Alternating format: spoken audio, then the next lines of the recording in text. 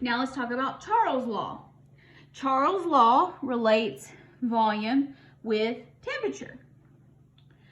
And it assumes that there is a constant pressure. And so it says that volume is directly proportional to temperature. So that means as volume goes up, temperature goes up. As temperature goes down, volume goes down.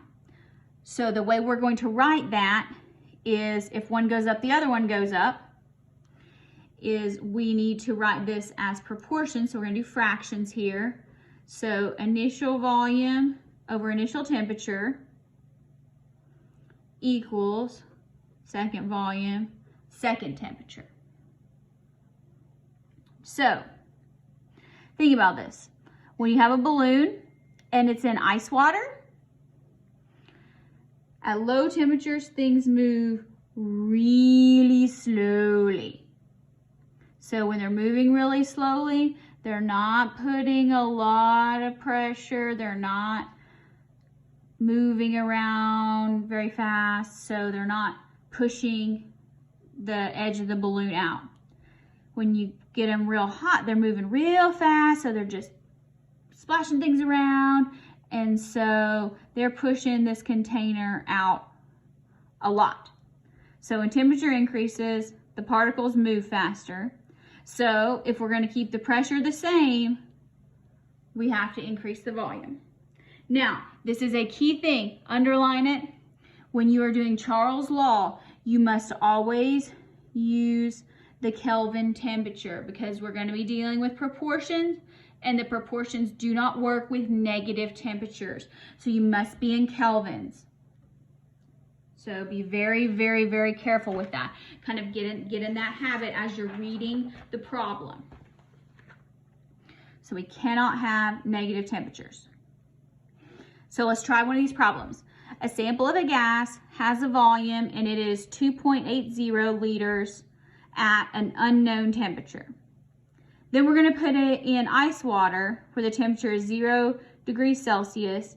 Its volume goes down to 2.57. What's its initial temperature in Kelvin and in Celsius? So what's the first thing we need to do? First thing we need to do is we need to say this is not 0 degrees Celsius. We need it to be in Kelvin. How do we get from Celsius to Kelvin? If you said, Dr. B, we add 273, you are correct. So that would be 273 kelvins. Now, okay, so now let's write V1, T1, V2, T2. All right, so our initial volume, 2.80 liters. Initial temperature, we don't know. Second volume, 2.57 liters. Second temperature, 273 kelvins.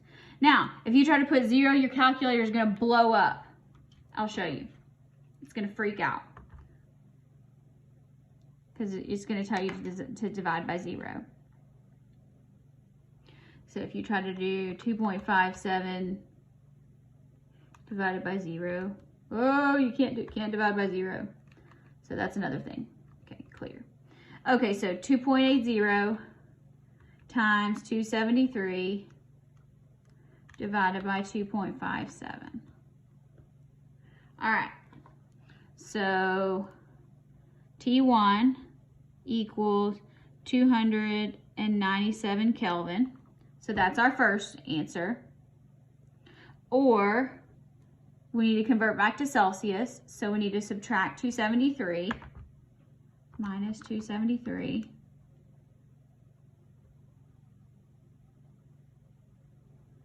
All right, so that's 24. Well, we'll say 24.4. That way I can get 3 significant figures. Degrees Celsius. So make sure you answer both questions. Another example. Argon gas initially has a volume that is 12.4 liters at 27 degrees Celsius. We're going to keep it at constant pressure. At what Celsius temperature is the argon volume going to be this? Well, we need to do some unit conversion here, don't we? Okay. So, first thing we need to do is convert to kelvins. You're correct. All right, so 27 plus 273, 300. So just kind of write that above it.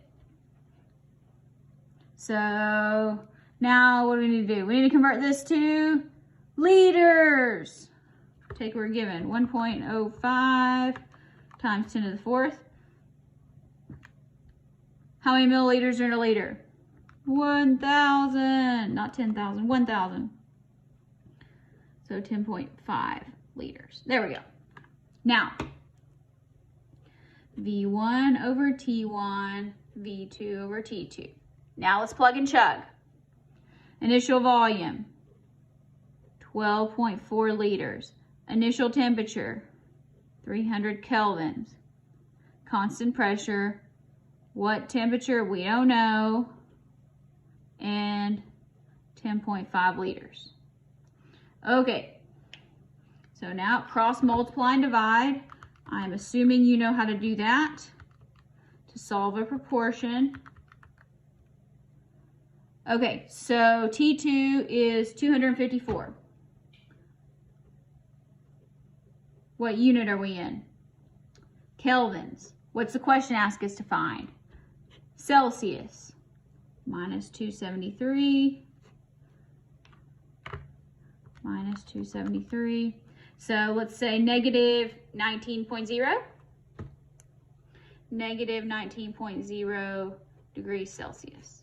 That's the answer. So key things here. Make sure you're in the correct units, including kelvins.